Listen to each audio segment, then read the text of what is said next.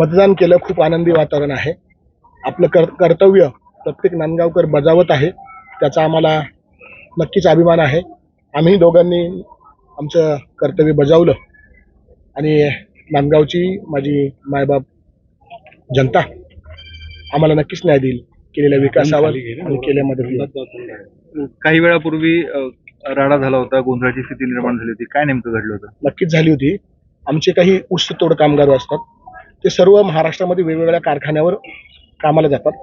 ऊस साखर कारखान्यावर ते सर्व आले होते. त्यांच्याच मुकरदमांनी एक जेवण ठेवलं होतं एका ठिकाणी सर्वांनी मिळून. ते तिथे आले होते, तर समीर भुजबळ आणि त्याचे काही गुंड आले आणि त्यांनी त्यांना मारहाण केली, जातीवाचक शिव्या दिल्या आणि त्यांच्या गाड्या अडवल्या, काही गाड्या फोडल्या पण मला वाटतं. तर मग ते मला समजलं. मग त्या काही ऊसतोड कामगारांचा, ते सर्व मतदार होते, मग त्यांना काहीतरी जातीवाचक पण शिव्या दिल्या, मारझोड पण झाली, त्यांच्या गाड्या पण फोडल्या आणि गाडी त्यांची अडवली, त्यांची लँड क्रुझर. त्यांनी मला कोणीतरी फोन केला मतदाराने, तर मी त्यांच्या मदतीला धावून गेलो. गाडी कोणाची म्हणजे लँड क्रुझर कोणाची होती? मला वाटतं लँड क्रुझर समीर भुजबळांची होती आणि मतदार निघत होते तिथून जेवण करून, कारण ते महाराष्ट्रात वेगवेगळ्या 500 किलोमीटर 400 किलोमीटर त्यांच्या मुकरदमाने एका ठिकाणी जेवण ठेवलं होतं आणि ते जेवण करून ते जाणार होते.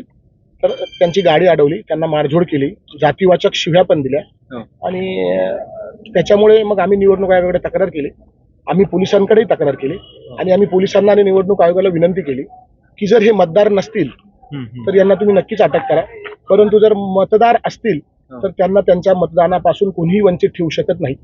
आणि सुदैवाने निवडणूक आयोग आले, पोलीस आलेत, DYSP साहेब आलेत, महाजन साहेब, आणि त्यांनी बघितलं की हे सगळे नांदगावचेच मतदार आहेत आणि त्यांनी मतदानाला जाऊन दिलं. ते काही व्हिडिओ व्हायरल होतात, त्याच्यामध्ये तुम्ही धमकी देत आहेत? नाही, मी ऍक्च्युली असं समीर भाऊंचं नाव घेऊन नाही धमकी दिली, ते चुकीचं व्हायरल होतं. माझी मीडियाला विनंती आहे की मी असं नाव घेऊन नाही दिलं. आमचे एक जण मारत होता त्या कामगारांना, म्हणून मी त्याला म्हटलं आहे तो मरून जाईल, त्याचा मर्डर होईल, मारून. अच्छा. आणि ज्या ठिकाणी हे सगळे लोक थांबलेत, अशी माहिती समजते की तुमच्याशी संबंधित कोणतरी आहे आणि तुमच्याकडे जेवण दिलं असं समोरच्यांकडनं सांगितलं ते त्यांचं कसं असतं, एका जो असतो मुकरदम म्हणतात त्याला आमच्याकडे, त्याच्या अंडर ते 100, 150, 200 लोक काम करतात. पण नांदगाव तालुक्याच्या सर्व मुकरदमांनी मिळून एका ठिकाणी जेवण ठेवलं होतं, कॉन्ट्रीब्युट करून.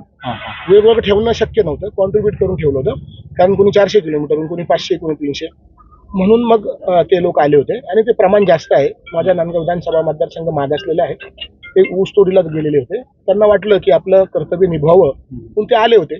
कुणी पहाटे आलं, कुणी रात्री आलं, मग ते सर्व मुकरदमांनी म्हणून एका ठिकाणी कार्यक्रम ठेवला.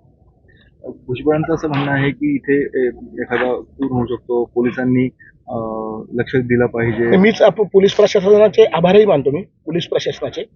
आणि मी म्हणजे ज्या मतदारांना अडवलं गेलं होतं, ज्या मतदारांना त्यांच्या मतापासून, त्यांच्या अधिकारापासून वंचित ठेवलं गेलं, ज्या मतदारांना जातीवाचक शिव्या दिल्या, ज्या मतदारांना मारहाण केली, एका प्रेग्नेंट बाईला शिव्या दिल्या, ती येते कंप्लेंट करायला मला वाटतं. तर ह्या सर्व प्रकारामध्ये मला असं वाटतं की मी पोलीस प्रशासनाचे आभार मानेल आणि मी पोलिसांना विनंती करेल की साहेब, आपण कुठेतरी काहीतरी चुकीचं घडण्याचं मलाही जाणवतंय, माझी विनंती आहे की आपण लक्ष द्या. धन्यवाद.